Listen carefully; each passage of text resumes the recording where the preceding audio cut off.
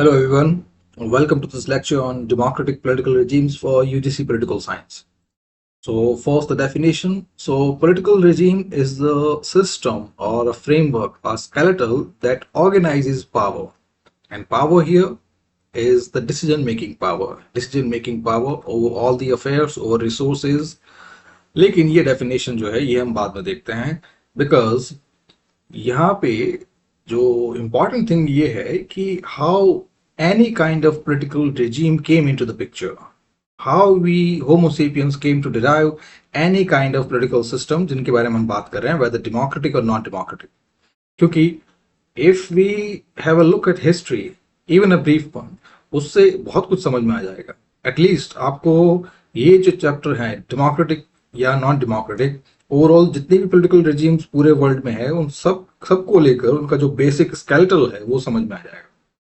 So picture ये है यहाँ पे that because I teach anthropology और इसमें जो भी चीज मैं बताऊं, जो भी इस पे जो टेक्निकल जार्गन्स हैं वो आपको याद नहीं रखने. You just look at the picture, the movie that rolls before you.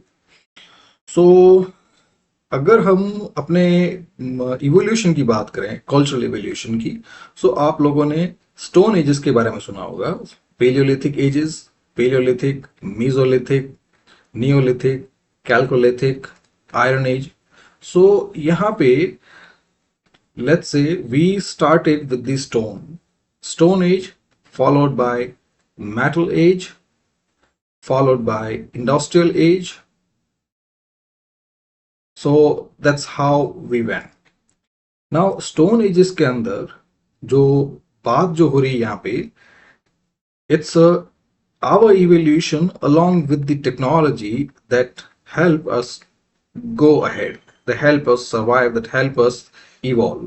So technology की बात कर रहे हैं तो स्टोन एजेस के अंदर it was the stone that helped us, कि जिस भी तरह के स्टोन है, छोटे बड़े, माइक्रोलिथ्स, कंपोजिट टूल्स, ये सब. फिर उसके बाद we started using copper tools, and फिर उसके बाद में we started using bronze tools and then iron tools. ये जो है एंशियंट हिस्ट्री तक है. एंड फिर एंशियंट हिस्ट्री के बाद medieval history, and then we have a modern history. Now just sit back and look at your ancestors, all of them in this wavy motion. First they started here, you know, very simple group, बहुत ही छोटा group, and उसके अंदर जो tool technology वो सब भी बहुत छोटे, बहुत ही कम, बहुत ही रूडिमेंट्री कह सकते हैं. छोटे मतलब रूडिमेंट्री. अब स्टोन टूल्स की वजह से वही जो स्मॉल ग्रुप है, it it ensure its own survival up to some extent. और आप जानते हैं ना, पॉलिटिकल रेजिम्स हो गया, जो आज के जितने भी सिविलाइजेशन है, जिस भी होमोसेपियंस है, सो फर्स्ट थिंग जो यू नो दैट सेपरेट अस और that make us, you know, any kind of species, any kind of life form, is the life itself. We are alive means we have survived. So वो survival जो है वो यहाँ से शुरू हुआ.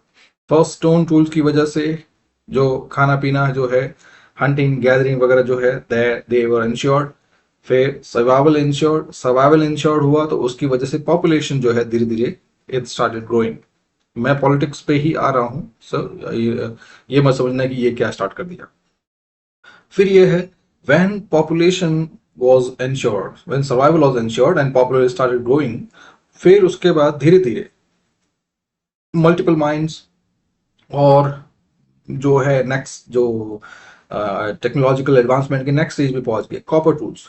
अब कॉपर टूल जो है स्टोन टूल्स से ज्यादा एफिशिएंट थे, सो उनकी वजह से और ज्यादा जो है सर्वाइवल जो है इट बिकेम 100% श्योर. और अब हमारे पास जो है ऐसे टूल्स आ गए जिनकी वजह से you know we can think about expanding ourselves, expanding our law.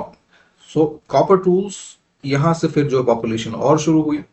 फिर कॉपर टूल्स के साथ एक और चीज हुई, जैसे ही कॉपर एज आई, जिसको एंथ्रोपोलॉजी में उसको कैलकोलिथिक बोलते हैं, एंथ्रोपोलॉजी या हिस्ट्री के अंदर कैलकोलिथिक एज. सो कैलकोलिथिक एज के टाइम पे जो पॉलिटिकल चेंजेस जो हुए, जो मेजर पॉलिटिकल चेंजेस जो हमारे आज की जो डेमोक्रेटिक रिजीम्स हैं उनका जो मेन फाउंडेशन वहीं से शुरू हुआ। तो ये है कि कॉपर या कैलकुलेटिक एज के टाइम पे जो टास्क स्पेशलाइजेशन शुरू हुआ। Now what task specialisation is, so इसी मूवी में थोड़ा सा पीछे जाके स्टोन एज की तरफ देखिए। सो स्टोन एजेस के अंदर वी वर नोमैडिक। नोमैडिक मतलब यहाँ वहाँ घूम रहे थे, कोई परमानेंट हाउस नहीं था, कोई सेटलमेंट नहीं था, population was scattered and we were living in hand to mouth existence कि either hunt or gather food, फिर अपना पेट भरो and try to survive. So इस तरह से ये स्टोरी चल रही थी। लेकिन जब स्टोन एजेस का जो फाइनल टाइम आया बाय नियोलिथिक, जिसको न्यू स्टोन एज बोलते हैं, सो उस टाइम तक हमारे पास जो परमानेंट सेटलमेंट जो है वो हमने स्टार्ट कर दिया। सो परमानेंट सेटलमेंट कैसे, we started agriculture, we started domesticating agriculture and animal species. So इन दोनों की वजह से क्या है, अब हमें एक जगह पे रुकना है। सो परमानेंट सेटलमेंट स्टार्टेड, और परमानेंट सेटलमेंट्स के साथ ही जो फर्स्ट बेसिस ऑफ सिविलाइजेशन है या जो first founding stone of civilisation है, इट वाज लेट देम। फिर स्टोन एजेस में permanent settlement, domestication animal and agriculture दोनों का, यहाँ से हमारी जो सिंपल ड्वेलिंग्स जो है, हाउसिंग स्ट्रक्चर, वो सब शुरू हुए। तो कुल मिला के जो बेसिक नींव जो है किसी भी सोसाइटी की, वो नियोलिथिक में। कॉपर एज तक आते आते अब हमारे पास यह है कि सोसाइटी जो है, परमानेंट सेटलमेंट था ही, सोसाइटी और एक्सपैंड होने लग गई, पॉपुलेशन इंक्रीज होने लग गई, क्योंकि सर्वाइवल तो अब तक बिल्कुल इंश्योर हो चुका था। लेकिन जो चेंज यहाँ पे आया कि नियोलिथिक के टाइम पे यानी स्टोन एजेस के टाइम पे जो भी वर्क था इट वाज डिवाइडेड। क्योंकि एक आदमी जो है किसी भी यूनिट में रह रहे हैं, वो एक सारा काम कर नहीं सकता। तो ये हो रहा था कि सम व हंटर्स, कुछ जो है जो जो भी बूटी वापस लेके आए, जो भी हंट वापस लेके आए, उसको क्लीनिंग का काम हो गया। सम व एंगेज इन कुकिंग, फिर कुछ जो है टूल्स बना रहे थे, कुछ जो है स्क्रैपिंग कर रहे थे, कुछ लोग जो है जो ड्वेलिंग स्ट्रक्चर्स हैं, जो भी रूडिमेंट्री हाउसेज हैं, वो बनाने में थे। सो इस तरह से टास्क जो है हर एक में डिवाइड था, ताकि सोसाइटी जो है वो एफिशिएंटली जो एक साथ रह सके। बट उस स्टोन एजेस के टाइम पे टास्क स्पेशलाइजेशन की जरूरत नहीं थी। यानी जो घर बना रहा है वो हंटिंग पे भी जा सकता है, जो हंटिंग पे जा रहा है ना, वो एक तरह से प्रोटेक्टर भी बन सकता है, फील्ड प्रोटेक्टर भी बन सकता है। फिर जो प्रोटेक्शन का काम कर रहा है वो एग्रीकल्चर का काम भी कर सकता है, डोमेस्टिकेशन का भी कर सकता है। Even they may have some hand on making stone tools और even engage in cooking. So यहाँ पे इंटरचेंजेबल टास्क थे। तो वहां पे जो सोसाइटी जो थी it was equal, egalitarian one. वो आप खुद समझ सकते हैं कि it is the task specialisation, उसकी वजह से ही इनइक्वलिटी शुरू होती है। तो इस टाइम तक पोलिटिकल सोसाइटी थी, but most of it was equal. So ऐसे में जो डिस्प्यूट रेजोल्यूशन मैकेनिज्म है या जो भी पोलिटिकल सिस्टम है, it was the crudest and most rudimentary one, वो most elementary one stone ages के टाइम पे। लेकिन कॉपर एजेस के साथ ही अब जो जितने भी वर्क है, टास्क जितने भी हैं, अब उनमें टास्क डिफरेंशिएशन या टास्क डिवीजन की जगह टास्क स्पेशलाइजेशन आ गया। और उसका मतलब है कि यहाँ पे कुछ लोग ही जो है ना, those who are specialise in some kind of work, वही वो काम कर सकते हैं। सो जो मेटल टूल्स है, सम वो tool makers, metal tool makers, so they had they specialise work. So इसी के साथ जो दूसरे हैं जितने भी, जैसे व्हील मेकर्स हैं या पॉटर्स हैं जो पॉटरी बनाते हैं, फिर जो रिलीजियस फंक्शनरीज हैं उनका भी एक सेपरेट टास्क हो गया। साथ में इसी टाइम पे जब मेटल टूल्स बनने लग गए तो मोबिलिटी भी बढ़ने लग गई, तो ट्रेडर्स भी आ गए। अब ये देख रहे हैं कि अब जो सोसाइटी के अंदर जो इक्वालिटी जो है उसमें धीरे धीरे फ्रैक्चर्स आने लग गए, कि यानी जो बेसिक वर्क्स हैं उनको इतना इंपॉर्टेंस नहीं मिल रहा था, और जो स्पेशल वर्क्स हैं लाइक जैसे टूल मेकिंग हो गया या ट्रेडिंग हो गया, इनको ज्यादा इंपॉर्टेंस मिलने लग गई। तो इंपॉर्टेंस मिलने लग गई तो आप समझ रहे हैं कि उसके साथ जो वेल्थ या इनकम जो है उसमें भी डिस्पैरिटीज शुरू हो गई। तो वेल्थ एंड इनकम डिफरेंशिएशन की वजह से ही एक new kind of political inequality start हुई।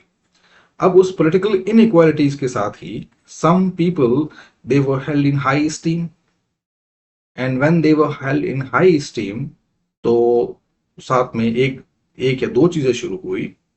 First, discrimination, even though it was of elementary nature, मैं अभी भी कॉपर एज की बात कर रहा हूं। And second, the security element, क्योंकि वेल्थ अगर बढ़े, कुछ लोगों के पास वेल्थ नहीं है, आपके पास ज्यादा है, then the security element has to be there.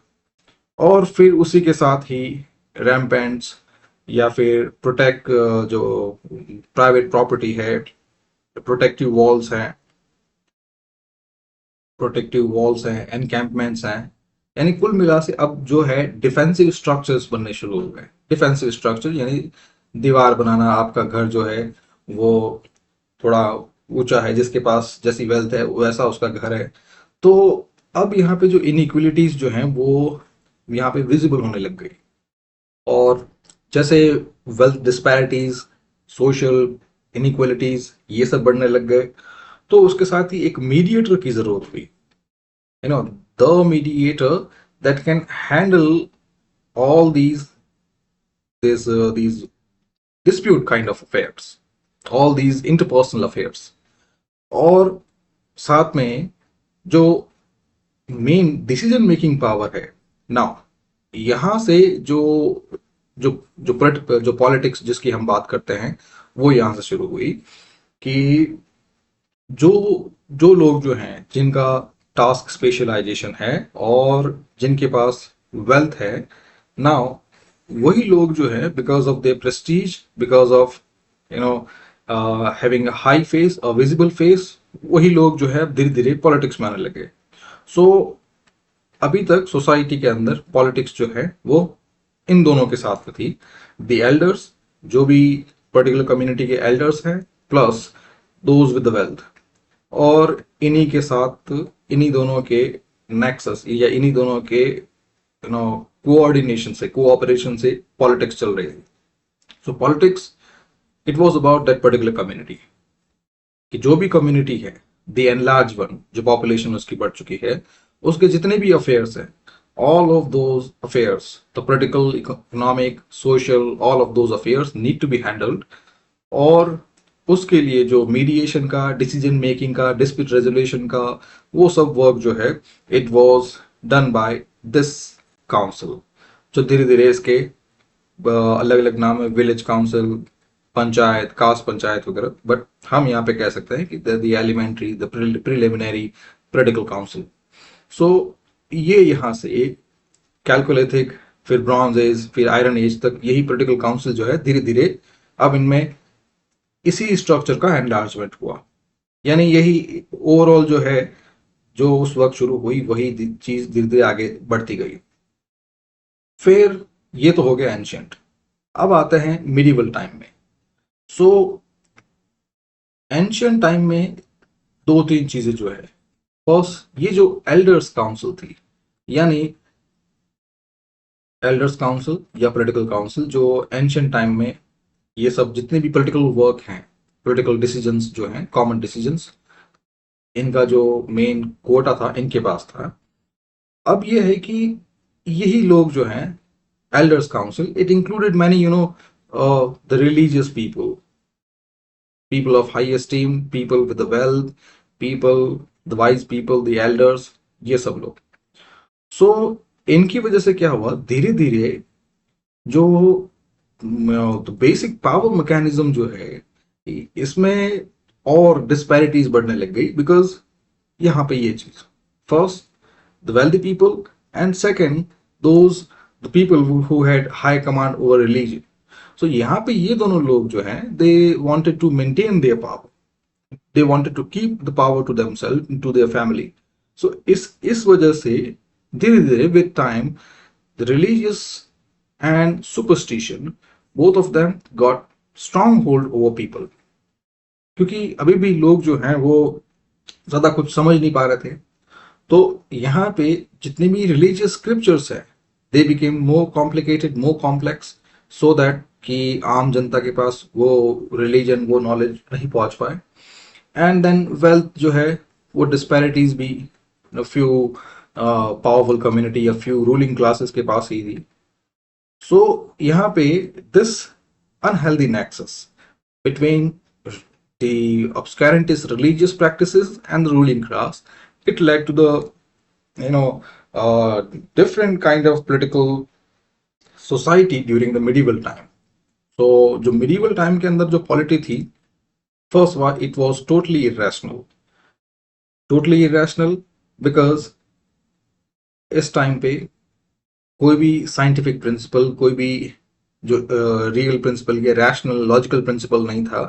All of them they were based on superstition, on dark religious practices, on divinity, और अल्टीमेटली जो उनका पर्पस था वो यही था कि ये जो नेक्सस है between the religious authorities and the already ruling classes, इन दोनों की जो पावर है वो मेंटेन रहे। सो उसके लिए they could have you know they could have pushed people towards those irrational practices या irrational beliefs. So जैसे एक डिवाइन वाला कह सकते हैं, तो मिडिवल टाइम पे ये कहते हैं कि राजा एक राजा है बिकॉज राजा को एक डिवाइन राइट है, the divine right of kings to rule. So ये भी एक irrational practice। सो धीरे धीरे जब लोगों को समझ में आने लग गया, ओवरऑल हर जगह पे यही एक चीज चल रही थी कि रूलिंग क्लास जो है it wanted to maintain its power, और जो चर्च जो है या जो भी रिलीजियस है वो भी अपना पावर, जो अनहेल्दी चीज। सो खैर ये मिडिवल टाइम पे था। मिडिवल टाइम के बाद फिर जब लोगों को समझ आने लग गया कि दीज आर अनहेल्दी आइडियाज, तो एनलाइटमेंट पीरियड आया, रेनेसा आया, द क्वेश्चन एवरीथिंग, और फिर उसके साथ ही जो बेसिक आइडियाज आए, rationality, logic, scientific principle, scientific temperament, ये सब। तो उसके साथ ही पॉलिटी जो है उसको नया ब्रेक थ्रू मिला। लेकिन ये जो रूलिंग क्लासेस थी, they did not want to be part of their own wealth. So now the same ruling part, ये कह सकते हैं a new kind of new rulers कह सकते हैं। So new rulers even after enlightened period, they wanted to have a strong hold over this polity, this whole political power, क्योंकि politics में it's not about decision making sometimes those with a skewed, yeah, twisted brand of mind, they look at the wealth that comes with power. So यहाँ पे फिर next industrial revolution हुआ। सो industrial revolution का जो genesis है वो enlightenment में है, that society should go ahead. लेकिन धीरे धीरे यही industrial revolution which was a good thing, धीरे धीरे जब पता चला कि मास प्रोडक्शन से मास प्रॉफिट भी हो सकता है, mass production and massive profit एक चीज, धीरे धीरे जब ये चीज समझ में आने लग गई, तो सम sections of the old aristocracy and some new capitalists, both of them, they captured this idea, mass production and massive profit। और फिर उसके साथ ही जो capitalist society, the very ill effects of industrialization, और ये सब शुरू हुआ। अब यहाँ हम आते हैं अपनी पॉलिटिकल रिजीम्स पे। So we are at the doorstep of modern age, जहां हमें आना चाहिए, जहां से शुरू करना चाहिए। So this doorstep of modern polity, it started in 1648 with the Treaty of Westphalia। आप लोगों ने सुना होगा कि after this treaty, जितने भी competing interests थे, competing European interests, competing nationalities, all of them they agreed to follow the principle of self determination। कि जितने भी अलग अलग लोग हैं, अलग अलग लोग यहाँ पे, I mean by ethnicity, by interest, by demands, वो सब जो है वो अपना अपना अलग देश बना सकते हैं। एंड उनका ये अधिकार है, the right to self determine. और उसके बाद जितनी भी नेशनैलिटीज हैं they will be recognised, and the principle of non interference will be there, कि एक दूसरे के अफेयर्स में टांग नहीं डालनी है। So the treaty of Westphalia, it led the foundation of modern nation state, modern nation state. So इस टाइम से यही है जो power, it was divided on the basis of nationalities, on the basis of ethnicities and interest. But अभी भी power जो है वो ओल्ड एरिस्टोक्रेसी के हाथ में थी इस टाइम तक। फिर एक और चीज हुई, यही ओल्ड एरिस्टोक्रेसी जो है they started fighting among themself. जितने भी ड्यूक्स थे, dukes, old monarchs, kings, and they could not accommodate each others interest, and still इस टाइम तक the polity it was restricted to them. So लोगों के हाथ में पावर कुछ भी नहीं थी।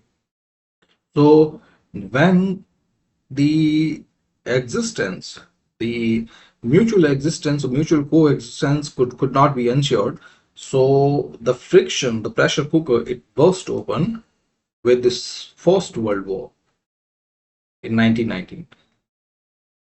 Sorry, 1914. फिर फर्स्ट वर्ल्ड वॉर के साथ ही अब जो देश जो है दे केम टू मोर सेंसेस। अब धीरे धीरे इसके बाद जो है the people of different kind, different ethnicity, different nationalities, different countries, all of them they getting hold over this idea कि राइट जो अथॉरिटी है जो हमारे पास होनी चाहिए।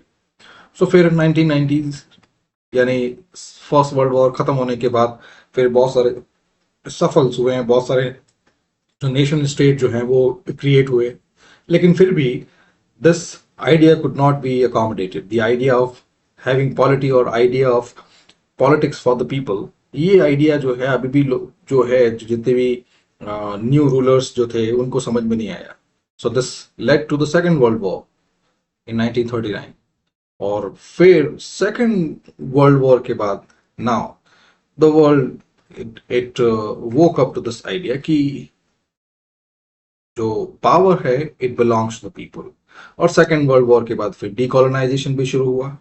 डीकोलोनाइजेशन के साथ ही बहुत सारे जो नेशंस जो हैं they also got independence including us.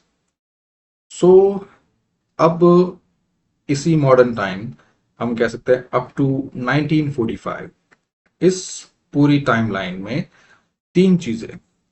First, the ancient society where the politics was handled by the elders council, by wise people, but it also catered to the wealthy interests because of their prestige, and people also believed in religious authorities. So धीरे धीरे ये जो wealthy people है और religious authority जो है they got this corrupting influence over there. So medieval polity जो है it was totally illogical, irrational. फिर the modern polity when the competing interests were there, लेकिन धीरे धीरे with each such friction, with each kind of war, जो monarchy जो है या aristocracy है it started losing its power, and power धीरे धीरे जो है लोगों के पास आने लग गई।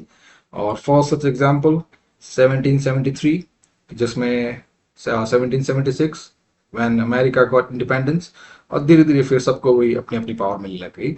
और 1945 तक ऑलमोस्ट वर्ल्ड की लगभग सारी कंट्रीज जो है उनके पास अपनी खुद की पावर थी। अब 1945 के बाद अब आइडिया ये आ गया कि पॉलिटिक्स हो किस तरह से। Politics which is decision making. Decision making किसकी? The people. Who are this people? The people who share something in common. So this share may belong to the ethnicities, the culture, the politics, the history, कोई भी fundamental है, अगर in common shares की वजह से people have come together and they want their decisions to be made, so they want to engage in a kind of polity, and that polity led to the formation of modern political regimes. और वो political regimes जो हैं in modern times they are of two types, the democratic one and the non-democratic one. So ये है total story कि किस तरह से political regimes start हुई। Now the democratic regimes, so democratic regimes जो बेसिक हिस्ट्री आप समझ चुके हैं कि आखिर जिन भी कंट्रीज में डेमोक्रेसी है उन लोगों ने डेमोक्रेसी क्यों चूज की होगी, because they have had the taste of everything, every kind of polity, from ancient times to the medieval to the modern one. तो उसमें सब कुछ देख चुके हैं। एंशंट में वो जो एल्डर्स काउंसिल देख चुके हैं, medieval में the nexus between religion and the ruling class, and modern time में the unhealthy influence of the capitalist class, फिर the mass production massive profit kind of mentality, फिर the unhealthy disputes of old aristocracy. So ये सब कुछ देख चुके थे।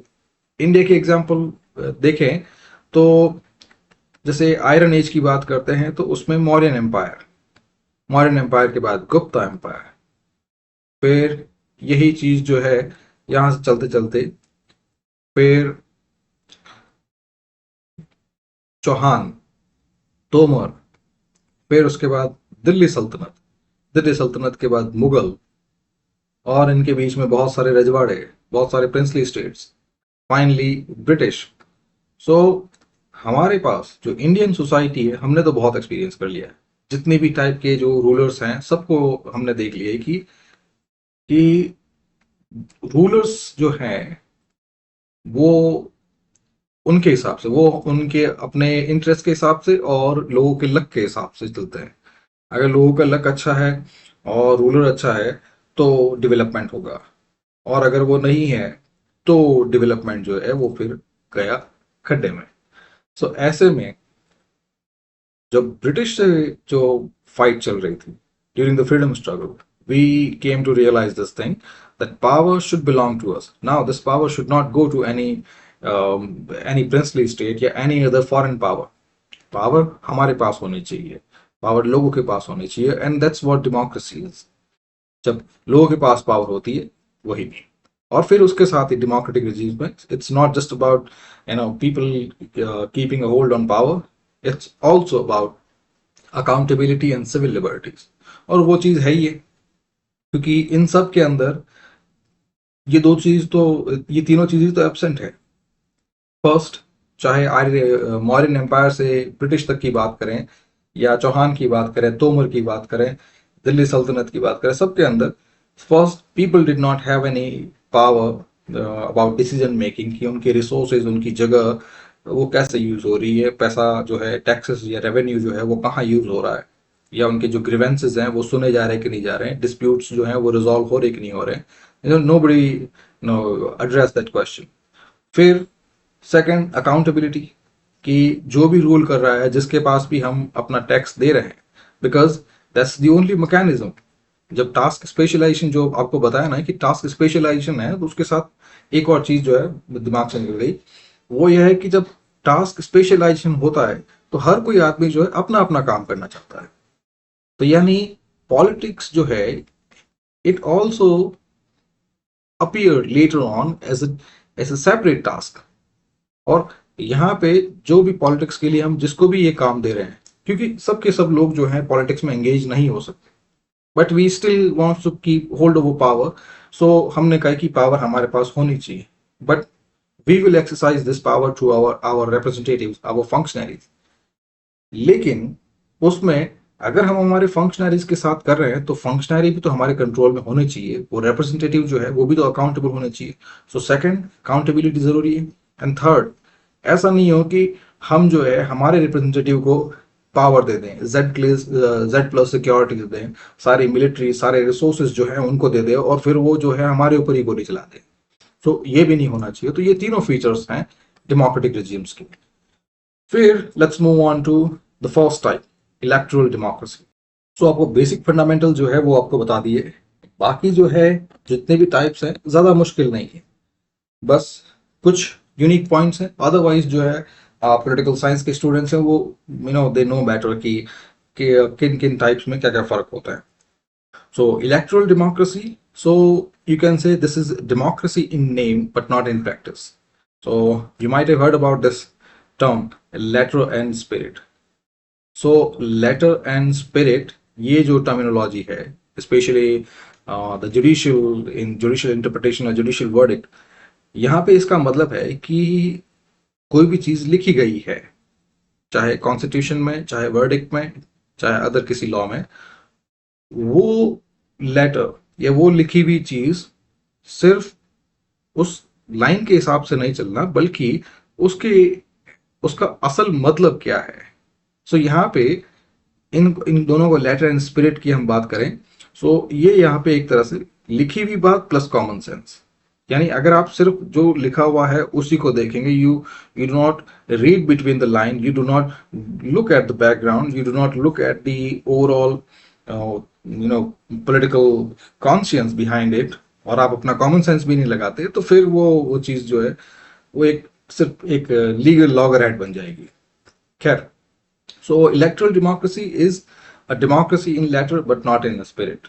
यानी जो जो चीजें हैं यहाँ पे कि डेमोक्रेसी मतलब लोगों के पास पावर होनी चाहिए, और लोगों के पास पावर कैसे होती है, specially in a world in which we are highly task specialised. तो हम क्या करते हैं, वी सेंड आवर रिप्रेजेंटेटिव, और रिप्रेजेंटेटिव के लिए we we hold elections.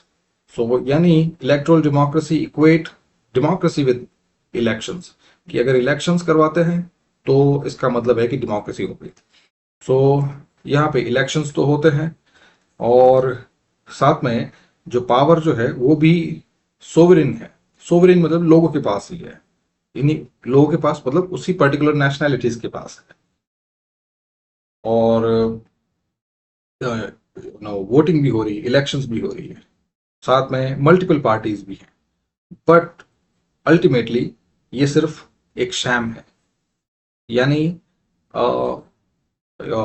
Make believe thing, कि ये दुनिया को दिखाने के लिए कि हम इलेक्शंस करवा रहे हैं, और हमारे पास इंस्टीट्यूशंस हैं, पावर जो है हमारे पास ही रहनी चाहिए, और we are giving chances to different political party, opposition party, different voices to take part in election, but यहाँ पे यही चीज है।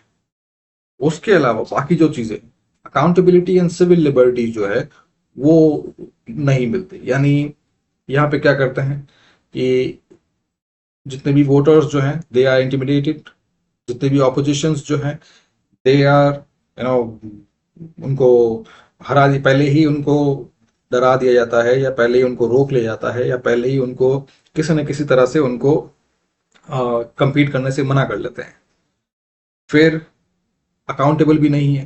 तो ये जो बाकी जो चीजें हैं वो नहीं है, सिर्फ एक वोटिंग एक फेस सेविंग थिंग है। तो ये इस तरह से डेमोक्रेसी वर्क नहीं करती। सो इसीलिए इसको इलेक्ट्रल डेमोक्रेसी कहते हैं, कि सिर्फ वोटिंग हो रही है, बाकी चीजें जो हैं वो जो अदर वैल्यूज हैं, लाइक फ्रीडम ऑफ स्पीच, जितने भी सिविल लिबर्टीज हैं, जितने भी इंस्टीट्यूशंस हैं, independent judiciary, independent election commission जो है, या फिर जो मीडिया प्रोटेक्शन है, या फिर जितनी भी डिफरेंट वॉइसेस हैं, इक्वल पार्टिसिपेशन है, all of them they are either absent or weak. जैसे बताना कि ऑपोजिशन जो है वो ये कहते हैं कि हम ऑपोजिशन को पूरा पूरा समर्थन देते हैं, या फिर उनको पूरी पूरी अपॉर्चुनिटी देती है कि वो आए और compete करे, बट साथ में उसी टाइम पे वोटर्स एंड ऑपोजिशन दोनों को इंटिमिडेट कर देते हैं। इंटिमिडेट के अलावा अगर कोई स्ट्रांग कैंडिडेट है तो उसको एलिमिनेट भी कर देते हैं। सो यहाँ पे जो इलेक्शन करवा रहे हैं, बट लोगों के पास रियल चॉइस नहीं है। जैसे रशिया की बात करें तो रशिया में वो एक ही आदमी खड़ा हो रहा है, पुतिन, और ऑपोजिशन है ही नहीं, तो लोगों के पास चॉइस ही नहीं है। फिर यहाँ पे ये दो क्वेश्चंस हैं, दो तरह के, जो पिछले बार पूछे गए थे इन प्रीवियस ईयर्स। सो जो स्कॉलरली इनसाइट में, सो लैरी डायमंड जो है, he said the similar thing, कि democracy is not just about elections.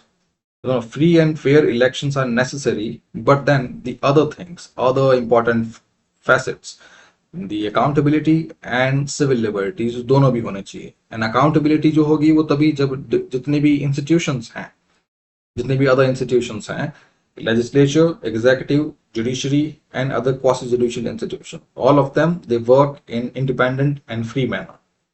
और यहीं पे फिर Fareed Zakaria he introduce the idea of illiberal democracy, which is the opposite of liberal democracy, कि यहाँ पे इलेक्शंस तो होते हैं, बट देन इलेक्शंस जो है they are just a makeshift, a make believe thing.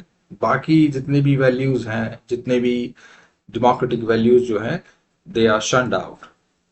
फिर फीचर्स की बात करते हैं। इलेक्शंस पीरियोडिक होते हैं, रेगुलर इंटरवल्स पे, एंड इलेक्शंस आर कॉम्पिटिटिव। फिर multiple political parties are allowed, जितने भी है, but then they are also silenced. फिर यूनिवर्सल एडल्ट फ्रेंचाइजी मीन्स जितने भी लोग हैं up to a certain age, let's say India में जो 18 प्लस हैं, उन सबको वोटिंग का अधिकार है, that criss cross across all other socio economic parameter. यानी ये यूनिवर्सल है, 18 से ऊपर। इसमें फिर कोई अदर क्राइटेरिया नहीं है कि इतने इनकम का, इस कास्ट का, इस रिलीजन का, या इस रेस का, इस तरह से नो, कोई अदर ऑब्स्टिकल नहीं है। फिर एक फ्रेमवर्क होता है इलेक्ट्रल डेमोक्रेसी में, नो, वही दिखा दुनिया को दिखाने के लिए उनके पास इलेक्शंस वो ऑर्गेनाइज करवा रहे हैं, तो दुनिया के दिखाने के लिए उनके पास एक कॉन्स्टिट्यूशन या एक रिटन डॉक्यूमेंट होता है, but then they do not adhere to this rule of law, this constitution. So वो भी दिखाने के लिए।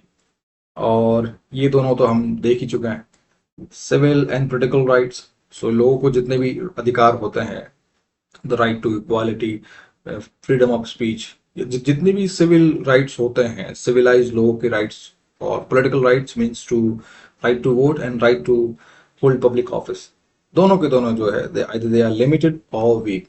सो डायरेक्ट रेस्ट्रिक्शंस नहीं है, दुनिया के सामने तो नहीं है, बट देन फिर जो लोगों को जो प्रोटेक्शन चाहिए होता है वो भी नहीं है।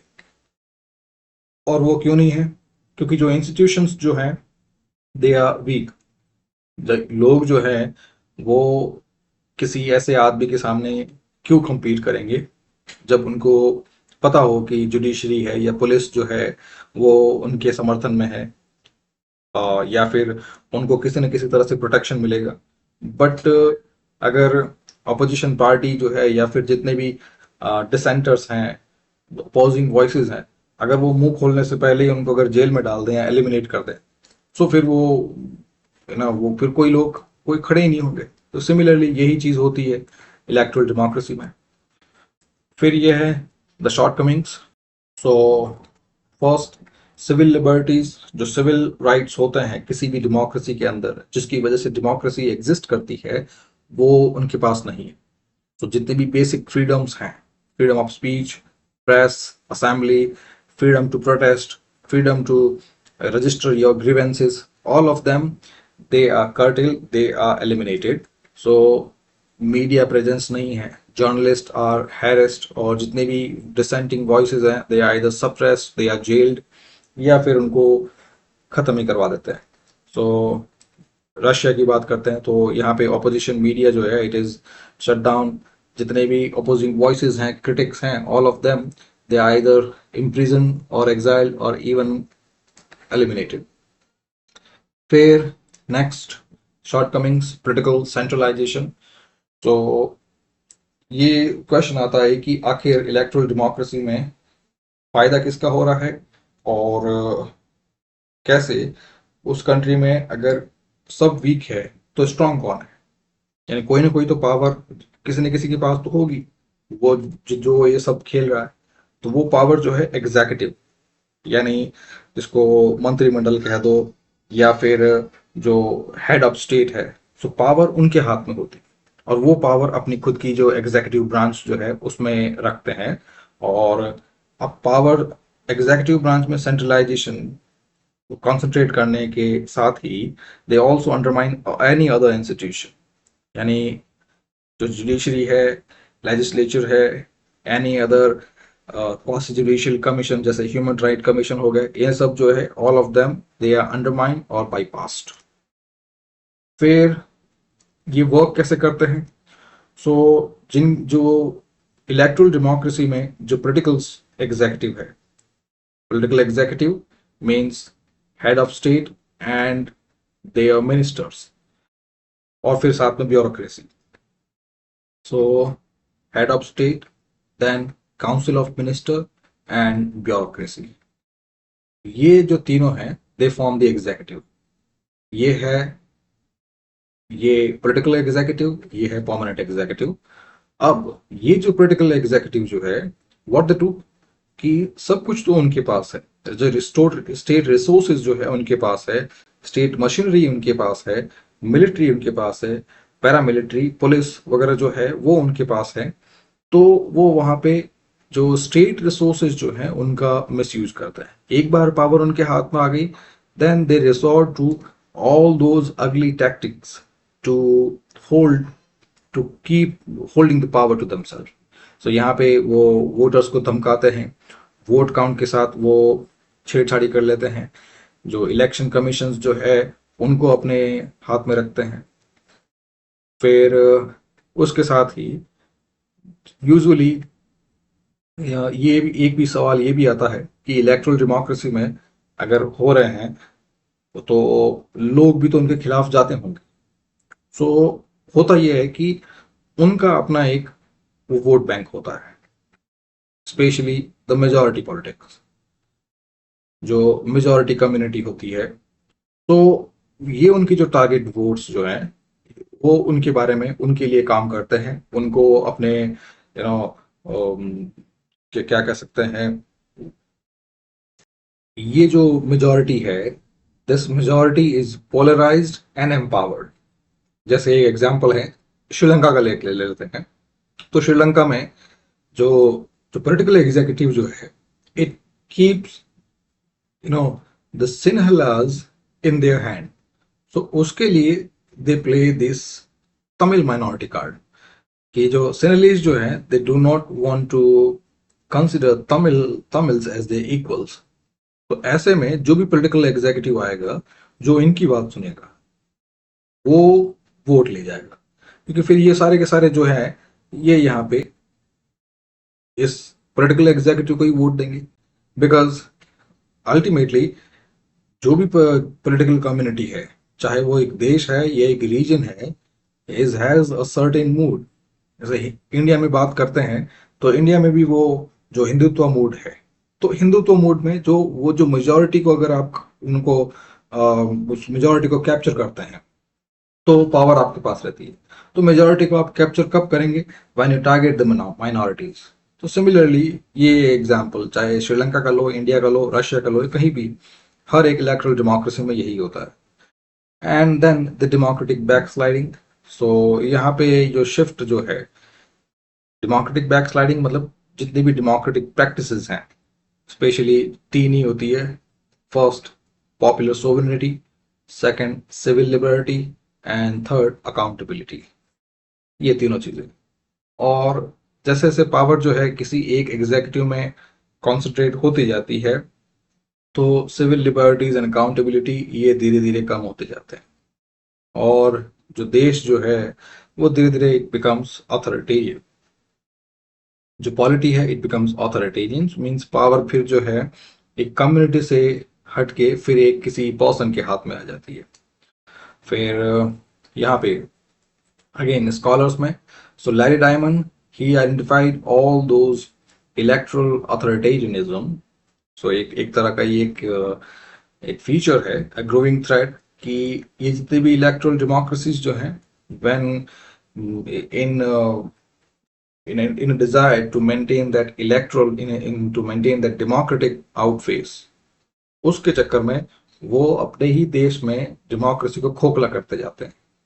यानी बाहर में तो दुनिया को दिखाने के लिए मैनी अफ्रीकन कंट्रीज हो गए, तो दुनिया को दिखाने के लिए तो इलेक्शन हो गए, बट अंदर ही अंदर वो डेमोक्रेसी के नाम पे वो जितनी भी सिविल लिबर्टीज होते हैं, या कह सकते हैं जो मेन सब्सटेंस है डेमोक्रेसी का, या इक्वल एग्जिस्टेंस का, हेल्दी एग्जिस्टेंस का, उसको खत्म कर देते हैं। फिर case studies, first Russia. So Russia it holds regular elections, but it is a case of electoral authoritarianism, कि सारी पावर जो है व्लादिमीर पुतिन के पास है, जहाँ पे पोलिटिकल ऑपोजिशन जो है इट इज रेस्ट्रिक्टेड। दुनिया के सामने तो है, बट देन फिर constitutional changes, election engineering means various kinds of manipulation. So usually यहाँ पे ये लोग यही करते हैं। किसी न किसी तरह की इलेक्ट्रल मैनिपुलेशन, इलेक्ट्रल इंजीनियरिंग करके वो पावर अपने पास रखने जाते हैं। तो उसके लिए जितने भी वॉइसेस हैं, जैसे इस जो बोल सकता है द मीडिया, उसको चुप करा देते हैं। जितने भी इंस्टीट्यूशंस हैं उनको भी चुप करवा देते हैं। सो जो डेमोक्रेसी का जो सब्सटेंस है वो नहीं है। So Russia, it is electoral democracy in form, जो in letter but not in spirit. फिर सेकंड तुर्की है, जो अभी भी नाम चेंज किया। सो यहाँ भी व्लादिमीर पुतिन की तरह जो एर्दोगन के आने के बाद में जो सिमिलर यही चीजें हो रही है कि फर्स्ट एक तो ये 2016 की बात करते हैं, जहाँ पे एक फेल्ड कू, जो एक फेल्ड विद्रोह हुआ था, और उसके बाद हजारों civil servant, academics, journalist, they were either dismiss, jailed और एलिमिनेटेड। और सिमिलरली 2017 में ही ट्रांसफॉर्म तुर्की from parliamentary to presidential form. और प्रेसिडेंशियल फॉर्म में पावर जो है वो ऑलरेडी एग्जीक्यूटिव के हाथ में रहती है। सो ये की फीचर है इलेक्ट्रल डेमोक्रेसी या इलेक्ट्रल ऑथोरिटेरियनिज्म का, कि executive, the head of state and his minister, they try to concentrate power to themself. फिर second, let's move on to liberal democracy. अब लिबरल डेमोक्रेसी के अंदर दो चीजें हैं, liberalism plus democracy. So democracy, which means power should belong to people, decision making should belong to people, and people can have decision making power only if they are free, only if they can have civil liberties, civil freedoms, and then they can hold the executive, hold the representative accountable. So accountability is there. तो जो erectile democracy में नहीं है वो liberal democracy में है। सो यहाँ पे ये सब चीजें होती है कि जो गवर्नमेंट है यानी एग्जीक्यूटिव है, it's power first it is held accountable, और सेकंड जितने भी इंस्टीट्यूशंस होते हैं वो सब जो है दे आर इंडिपेंडेंट।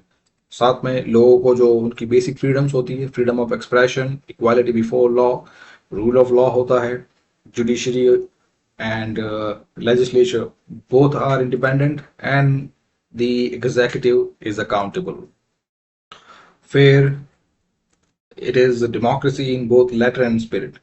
तो साथ में जो ऑपोजिशन वॉइसेस जो हैं they are not silenced, voter जो है they are not intimidated, popular participation is there, लोग जो है they can participate in both way, they can vote without, they can elect their leaders without fear or favor, and second they can enter politics, they can hold any public office on equal and competitive terms. फिर की features की बात करते हैं जो आपको बता दिए, बट फिर भी first, elections are free and fair. So यहाँ पे अगेन जो फर्क है electoral democracy and liberal democracy, वो लेटर एंड स्पिरिट का है कि electoral democracy is a democracy only in letter but not in substance or not in spirit, but liberal it is on both counts. तो elections होते हैं, regular elections free and fair होते हैं, competitive होते हैं। जो इंस्टीट्यूशन है election commission, they are independent and impartial. फिर ऑपोजिशन कैंडिडेट जो होते हैं उन सबको इक्वल जगह मिलती है, इक्वल फ्रीडम है, उनके पास इक्वल पावर है। और फिर media and voters both are free. So जितने भी यूरोपियन डेमोक्रेसीज हैं उन सब के अंदर यही है, न्यूट्रलिटी एंड ट्रांसपेरेंसी होती है। फिर सिविल राइट्स जितने भी हैं, civil political rights, freedom of all kind, speech, religion, assembly, privacy वगैरह, राइट टू लाइफ। फिर रूल ऑफ लॉ होता है, all of them are maintain in constitution and then protected by law. फिर independent courts हैं for dispute resolution. So Sweden, Scandinavian countries के अंदर भी है। फिर इंस्टीट्यूशंस फ्री है, जुडिशरी, मीडिया जो है it is not silence, pub any issues or any criticism, it is publicly debated. Fair rule of law is there, and rule of law is maintained in both letter and spirit, कि जो भी letter है यानी constitution है, and then its spirit. Both of them are followed, and federalism is there. Federalism means power is separated in different institutions to maintain checks and balance. So यहाँ पे federalism और separation power थोड़ा अलग अलग है. So federalism is about sharing of power, so ये different levels को लेकर है. और separation of power it is horizontal one, कि तीन पिलर्स हैं गवर्नमेंट के, एग्जीक्यूटिव, लेजिस्लेचर एंड जुडिशरी, तीनों ही लेवल पे, चाहे वो यूनियन लेवल हो, चाहे वो रीजनल लेवल हो या लोकल लेवल हो, तीनों पे ये होंगे. और तीनों पे ये पावर जो है तीनों लेवल पे इन तीन पिलर्स में इक्वली डिवाइडेड होगी. और चेक्स एंड बैलेंस का मतलब है कि ये जितने भी पिलर्स हैं they keep each other in check, they hold the other accountable, they hold the overreach of other. So overreach का मतलब है कि एक कोई भी ऑर्गन जो है उसके हाथ में पावर पूरी तरह से कॉन्सेंट्रेट नहीं होनी चाहिए, पावर उसके हाथ में ना आ जाए, या वो अपने जो उसका जो जुरिस्डिक्शन है उसको ओवररीच ना करे. सो इसके लिए पावर जो है उनके बीच में बैलेंस की जाती है. फिर स्कॉलरली इंसाइट्स की बात करते हैं. सो Robert doll who gave the theory of polyarchy. Polyarchy means multiple rulers or multiple rule. So उसके अकॉर्डिंग लिबरल डेमोक्रेसी जो है it should include the inclusive participation, public contestation and institutional guarantees. जो तीन चीजें जो हैं जो अभी भी we are working on that, most of the liberal democracies are working on it. Inclusive participation means जितनी भी वॉइसेस हैं उस नेशन में, उस नेशनैलिटी, उस कंट्री के अंदर, तो सारे के सारे वॉइसेस, सारे के सारे ओपिनियंस जो हैं वेदर स्मॉल और बिग, उन सबको भी इंक्लूड करें.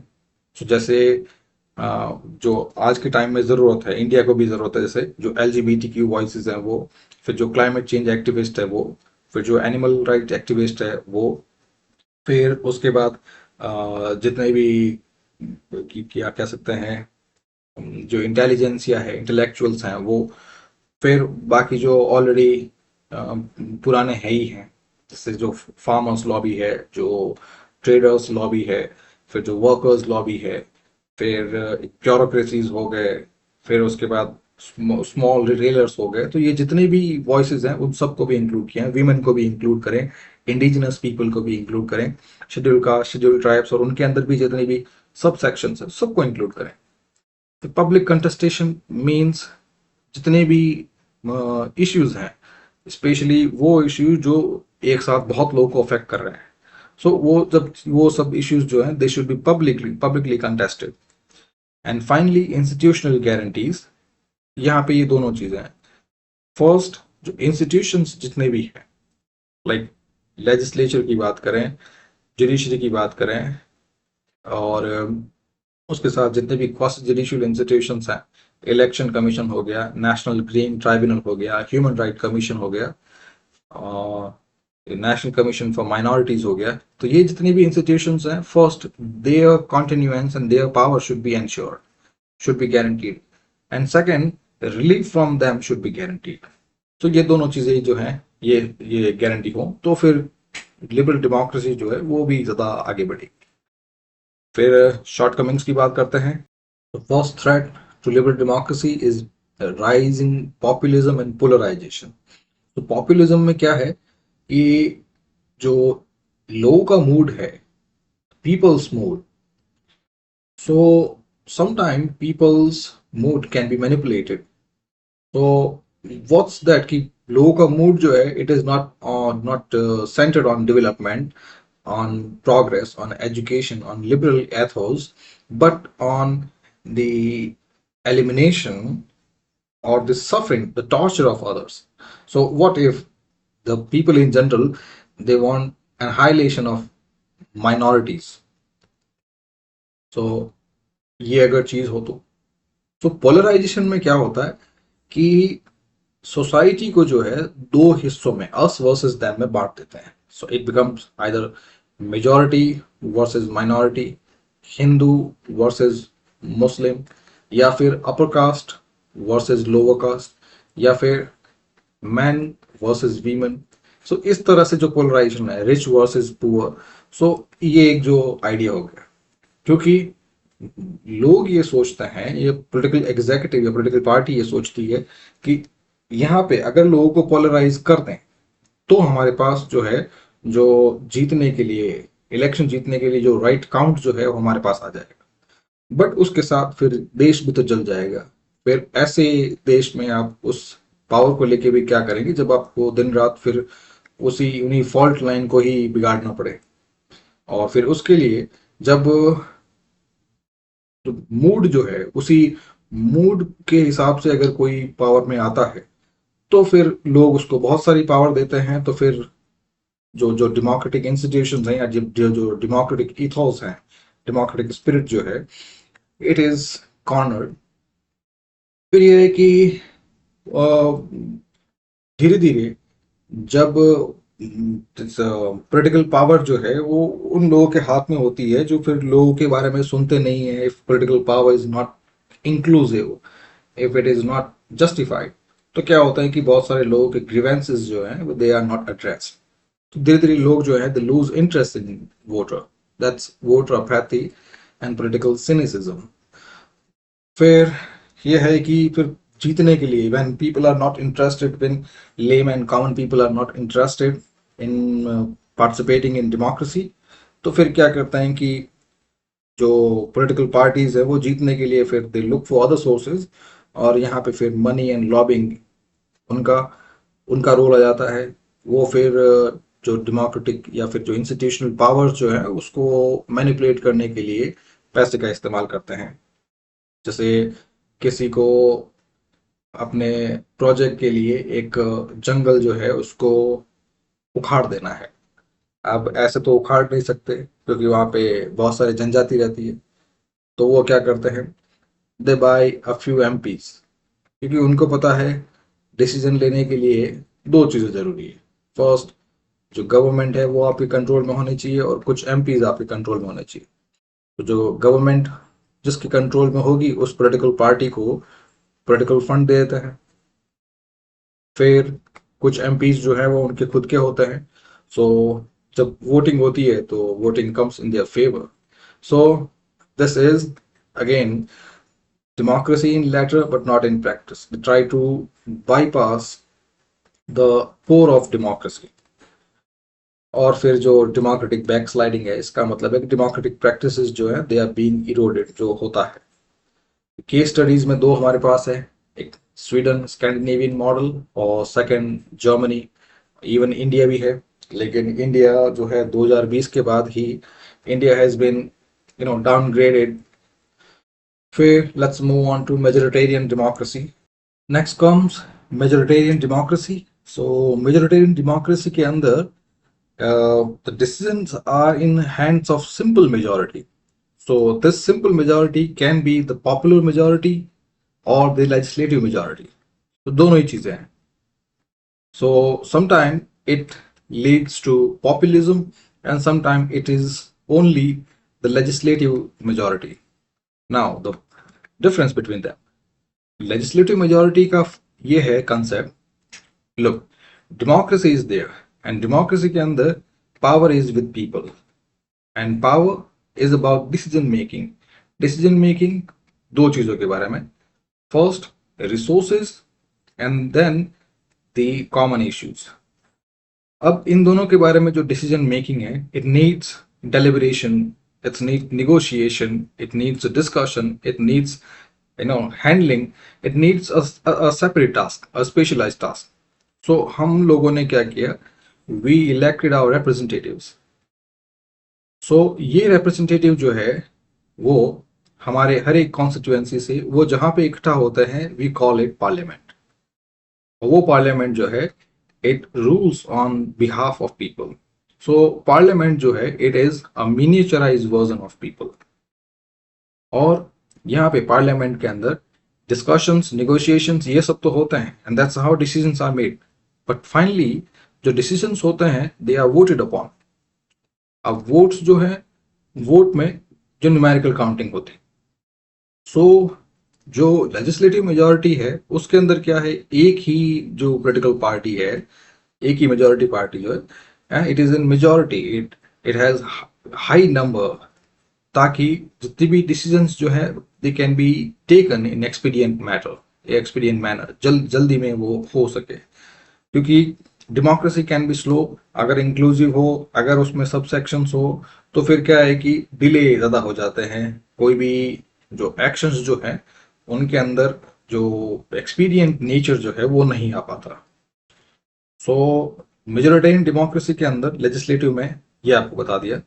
फिर जो सेकंड जो अनहेल्दी फॉर्म जो है पॉपुलर मेजोरिटी, फिर उसमें क्या होता है कि ये स्पेशली उन कंट्रीज में होता है जहाँ पे मल्टीपल एथनिसिटीज जो होती है। सो मल्टीपल एथनिक कंट्रीज जितनी भी होती है, जैसे इंडिया की बात करते हैं, बहुत सारी एशियन कंट्रीज हैं, मिडिल ईस्टर्न कंट्रीज हैं, अफ्रीकन कंट्रीज हैं, तो जहाँ पे अलग अलग कल्चर के लोग हैं, तो अगर वो एक साथ रहते हैं, लेकिन उसमें अगर एक ही रिलीजन है या एक ही कास्ट या एक ही ट्राइब जो है उसी के पास पावर आती है, तो that's popular majority. Now we are talking about legislative majority. तो main characteristic, first, single party dominance, एक ही पार्टी होती है जिसके पास पावर होता है, ताकि जो जितने भी लॉज हैं या जितनी पॉलिसी डिसीजंस जो होते हैं, they can be pass without resistance. जैसे इंडिया के अंदर भी कह सकते हैं। फिर इन द यूके जो रिसेंटली जो ब्रेग्जिट के बाद बोरिस जॉनसन, ऋषि सुनक जो है, दे हैव लार्ज मेजोरिटी, ताकि डिसीजंस जो है वो फास्ट हो सके। फिर मेजोरिटी में जो अपोजिशन जो होता है वो वीक होता है। फिर कंसल्टेशन की ज़रूरत नहीं होती। कंसल्टेशन की ज़रूरत तब होती है जब अपोजिशन के पास भी अच्छे खासे पार्लियामेंटेरियंस हो, लेकिन अगर उनके पास है नहीं तो फिर जो जितने भी जो कह सकते हैं पॉलिसी डिसीजंस हैं या जितने भी लीगल बिल्स हैं, अब वो तो वैसे ही पास हो जाएंगे, क्योंकि पैसेज के लिए किसी भी बिल को एक्ट बनने के लिए एक न्यूमेरिकल मेजोरिटी चाहिए। तो जैसे कह सकते हैं 100 लोग हैं, अगर 100 लोग में से अगर एक पॉलिटिकल पार्टी के पास लेट्स से 55 है, और बाकी जो बाकी जो 45 है वो यहाँ वहाँ बिखरे हुए हैं। सो अब जो न्यूमेरिकल मेजोरिटी चाहिए बिल को पास होने के लिए वो एक ही पार्टी के पास है। सो उसको फिर किसी भी बिल के लिए, किसी भी पॉलिसी डिसीजंस के लिए ऑपोजिशन को कंसल्ट करने की जरूरत ही नहीं। जैसे इंडिया में भी जो है, जो सिटीजनशिप अमेंडमेंट एक्ट है या क्रिमिनल लॉ रिफॉर्म्स जो है, दे वर पास डिस्पाइट क्रिटिसिज्म कि ऑपोजिशन को इंक्लूड नहीं किया। फिर नेक्स्ट जो है, सेम अगर लेजिस्लेचर मेजोरिटी के साथ पॉपुलर मेजोरिटी भी आ जाए, तो वहां पे क्या होता है, जितनी भी माइनॉरिटीज होती है, जितने भी एथनिक, रिलीजन, रीजनल, लिंग्विस्टिक या पॉलिटिकल माइनॉरिटीज जितनी भी है, all of them they are sideline, they do not get the protection. जैसे हंगरी की बात करते हैं, तो Viktor Orban's government it included migrants, LGBTQ और मीडिया। फिर पावर सेंट्रलाइजेशन वो तो है ही है, क्योंकि पावर जो है वो एक ही इंस्टीट्यूशन, जो जो एग्जीक्यूटिव है उसी के कंट्रोल में आता है। तो फिर ये क्वेश्चन आता है कि व्हाई वोटर्स चूज मेजोरिटेरियनिज्म और why majoritarianism appeals to voter. क्योंकि यहाँ पे द एग्जीक्यूटिव और a political party, they win over people, they get on the people's mood by promising them something that is not possible. They promise them false actions and strong leadership, ये दोनों चीजें। सो ये आप समझ सकते हैं कि तो वी दी होमोसेपियंस, हम लोगों को सब simple simple, we like to thinks in order, है ना। हमें कियोस कम चाहिए, स्टेबिलिटी ज्यादा चाहिए। सो स्टेबिलिटी के लिए sometimes people may undermine the institutional checks। तो मेजोरिटेरियनिज्म में यही होता है कि एक ही पार्टी जो है या एक ही लीडर जो है, दे प्रॉमिस एवरीथिंग कि डिले नहीं होगा, करप्शन नहीं होगा, गवर्नमेंट स्टेबल रहेगी, टफ एक्शन लेंगे। जैसे इंडिया में यूके की बीजेपी की बात करते हैं, या फिर यूके में जो ब्रेक्जिट के बाद बोरिस जॉनसन जो है उसका स्लोगन है कि we will get the Brexit done, या फिर अमेरिका में बात करें डोनाल्ड ट्रम्प की कि make America great again. So ये सब जो है they are the things that make majoritarianism attractive to voters. फिर एग्जांपल यूनाइटेड किंगडम का है कि वो आप देख लीजिए, हंगरी एंड पोलैंड। फिर यहाँ पे स्कॉलरली इंसाइट की बात करते हैं। सो आर एन लाइपार्ड ही सेड कि जो मेजोरिटेरियन डेमोक्रेसी जो है वो होमोजेनस सोसाइटी के अंदर, जो एक तरह की सोसाइटी जो होती है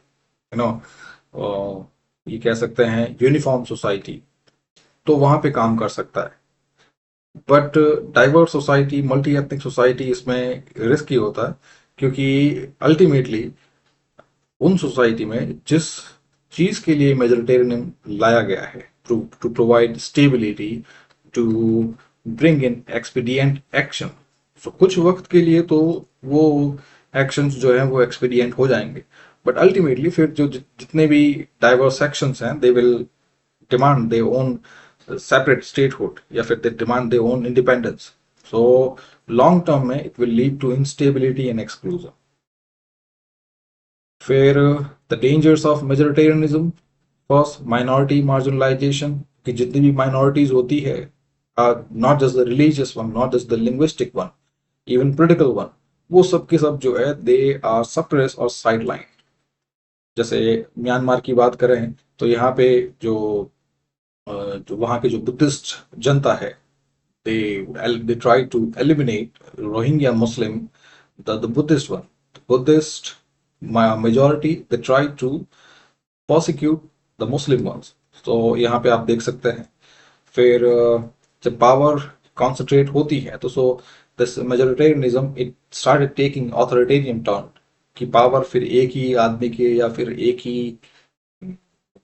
ही पिलर ऑफ गवर्नमेंट के कंट्रोल में आ जाती है, एग्जीक्यूटिव कंट्रोल में आ जाती है।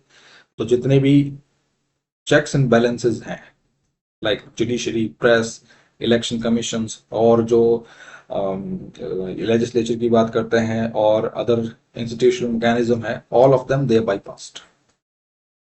फिर next move on to participatory democracy. So this kind of democracy, it has two separate parts, democracy and participation। यानी डेमोक्रेसी तो है ही है ना, power is with the people, civil liberties हैं एंड अकाउंटेबिलिटी है, ये तीन चीजें तो है ही है। बट जो यूजुअली होता है कि people send their representative to platform akin to parliament, वहां से जो रिप्रेजेंटेटिव जो है वो डिसीजंस लेते हैं।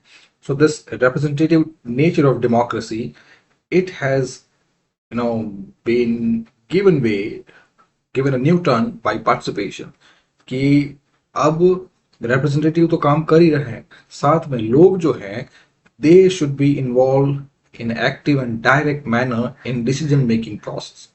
सो जितनी भी डिसीजन मेकिंग है यूजुअली जो लोगों के आसपास है, उनके डिसीजन जो है वो लोगों के हाथ में होने चाहिए।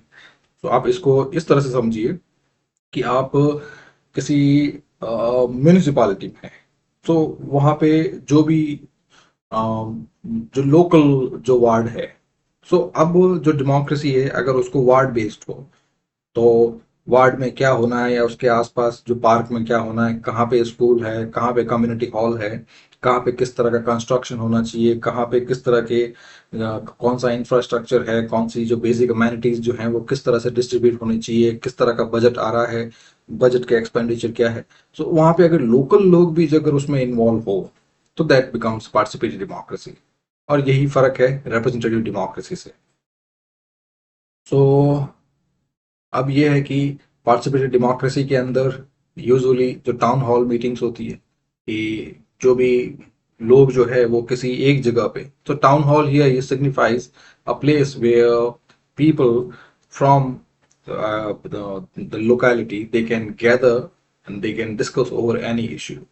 तो ऑफिशियल्स तो यहाँ पे है ही है, रिप्रेजेंटेटिव भी है, but people they also come together, और यहाँ पे किसी भी चीज के बारे में डिसीजन जो है, it is taken in negotiated, deliberated and in fair manner.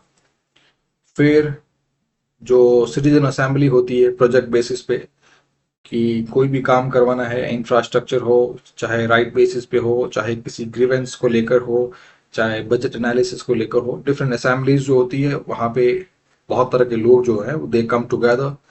फिर पार्टिसिपेटिव डेमोक्रेसी, पार्टिसिपेटिव बजटिंग, जहाँ पे जो पब्लिक फंड जो है वो किस तरह स्पेंड हो रहे हैं और कहाँ कहाँ एक्सपेंडिचर है वो सब। The features हैं, first, people are actively involved via open public meeting, neighborhood assemblies, online consultation, community referendum.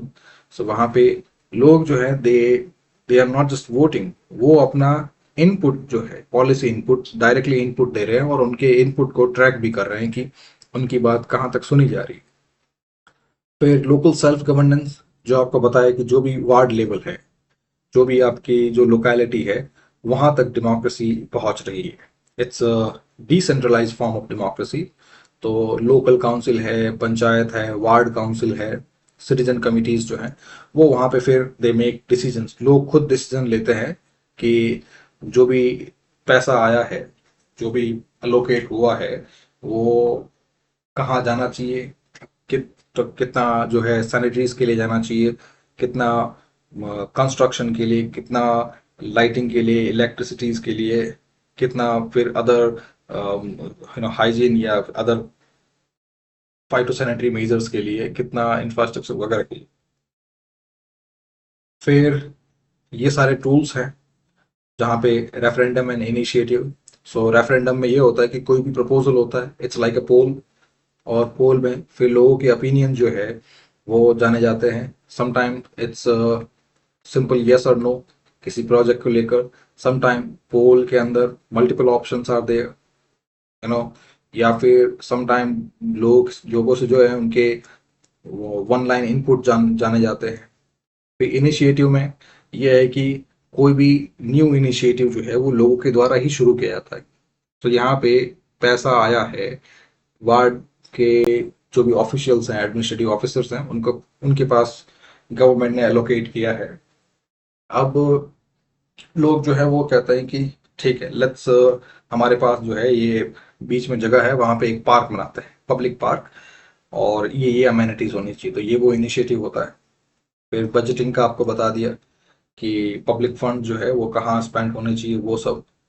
फिर सिटीजन असेंबली एंड ज्यूरीज। तो यहाँ पे असेंबलीज तो आप समझ गए कि लोग जो हैं वो दे ट्रुप टुगेदर और किसी भी इशू के बारे में बात करते हैं। नाउ ज्यूरीज में ये होता है कि कोई भी और कॉम्प्लेक्स डिसीजन है तो उसमें भी they offer their accommodation, they offer their analysis, और even they forward their own judgement. फिर डिजिटल प्लेटफॉर्म्स हैं, और यहाँ पे दो केस स्टडीज हैं जैसे स्पेन की। तो केस स्टडीज में ज़्यादा बताऊंगा नहीं, क्योंकि एक तो बहुत ज़्यादा टाइम भी चला जाएगा, और वो आप देख सकते हैं, सिंपली आपको बता देते हैं। तो स्पेन के अंदर भी अर्बन लेवल पे ये पार्टिसिपेटरी डेमोक्रेसी के इनिशिएटिव शुरू किए गए। सो फर्स्ट जो प्लेटफॉर्म है वो है डिसाइड मैट्रिक मैड्रिड। सो इसके अंदर जितने भी रेजिडेंट्स जो हैं वो किसी भी पॉलिसी आइडिया पे वो they can debate and vote. फिर इस तरह से 900 सिटीजन प्रपोजल्स जो हैं दे हैव बीन डिबेटेड। फिर जो अर्बन डिजाइन जो है, अर्बन इंफ्रास्ट्रक्चर, उनके बारे में भी लोगों से उनके राय ली जाती है, दे आर कंसल्टेड। फिर सिमिलरली ताइवान में भी आफ्टर सनफ्लावर मूवमेंट वहाँ भी सिमिलर पार्टिसिपेटरी डेमोक्रेसी प्लेटफॉर्म शुरू किया गया, द वी ताइवान। सो यहाँ पे जो सिटीजन्स जो हैं उनमें जो भी पॉलिसी मेकिंग है या जो भी डिसीजन है उनको लेकर, उसके बारे में लोग जो है उनकी राय ली जाती है, दे आर कंसल्टेड। फिर बहुत सारी फोरम होती है। तो जैसे यहाँ पे जो की इश्यूज हैं, like Uber regulations, data privacy, same sex marriage, तो जो भी लोगों के जो लोगों को जो चीज़ अफेक्ट करती है, या लोगों को जो चीज़ लगती है कि ये इस पे कोई बात होनी चाहिए, इस पे कोई एक्शन होना चाहिए, तो उसके बारे में बात होती है। फिर अगेन जो पार्टिसिपेटरी बजट का जो टूल है, कि इसके अंदर भी लोग जो है दे मॉनिटर बजट्स। फिर यहाँ पे scholarly insight, Carole Pateman in her influential book participation in democratic theory. So again यहाँ भी वो वही चीज कह रही है जो रॉबर्ट डाल ने पोलियाकी में कही, फरीद ज़कारिया ने इलिबरल डेमोक्रेसी में कही, कि democracy means meaningful participation, and meaningful participation it it includes कि लोग जो है they should be integrated into democratic practices, democratic culture. फिर शॉर्टकमिंग्स देखते हैं। तो फर्स्ट ये है पार्टिसिपेटरी डेमोक्रेसी का कि are they can not be useful in they are impractical in large society, large and diverse society. तो लार्ज पॉपुलेशन है, जैसे इंडिया की बात करें तो यहाँ पे जो हर एक जिला जो है वो भी बहुत सारे देश से बड़ा है। सो ऐसे में जो पार्टिसिपेट डेमोक्रेसी है, इसमें अगर इनपुट की बात करें तो आप क्या मानते हैं कि किसी जगह से 1000-2000 इनपुट आने चाहिए, बट यहाँ से इनपुट अगर आएंगे तो मतलब 10-20 लाख इनपुट आएंगे, और ऐसे इतने बड़े स्केल पे कोई भी प्लेटफॉर्म चला पाना या कोई भी डिस्कशन कर पाना वो पॉसिबल नहीं है। बट डिसेंट्रलाइज हो सकता है अगर गांव में, और कह सकते हैं ये जो लोकल बॉडीज हैं, Panchayati Raj institution and urban local bodies, दोनों के अंदर यूएलबीज एंड पीआरआईज, दोनों के अंदर जो लोवेस्ट लेवल है जहां तक अभी तक डेमोक्रेसी पहुंची नहीं है, पीआरआई में विलेज लेवल पे है, अर्बन लोकल बॉडीज में म्यूनिसिपल लेवल पे।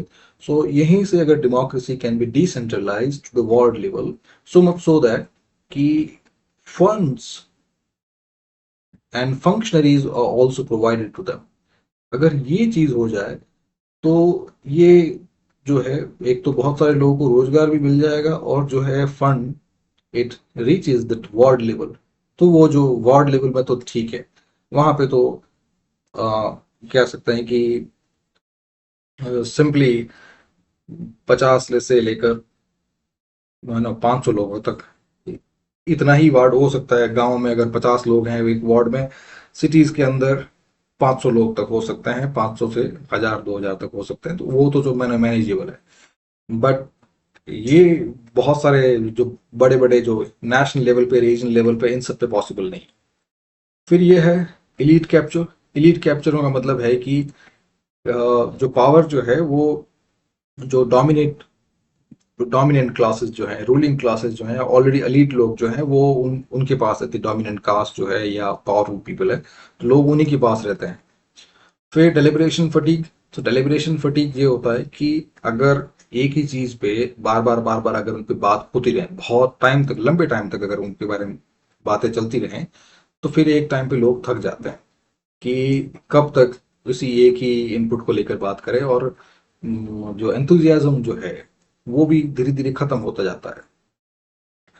फिर नेक्स्ट जो चैलेंज है of digital participation and digital penetration, कि डिजिटल टूल्स अगर शुरू करें तो यहाँ भी दो है, एलीट एंड इंटेलेक्चुअल कैप्चर।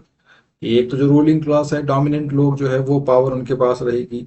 फिर जो इंटेलेक्चुअल जो जानते हैं इंटरनेट कैसे चलाना है, डिजिटल प्लेटफॉर्म कैसे यूज करने हैं, but what about those who are not aware about these platform, या they do not know how to run them, या फिर जहाँ पे ये इंटरनेट कनेक्शन भी नहीं है, तो ऐसे में जो पार्टिसिपेशन है जो है, it will not be meaningful. So this is it. It has been a long lecture so far. और if something comes up, यही चीज जो है दो, comment section and community section, and any input is always welcome. Any input, any question, any doubt. Thank you very much.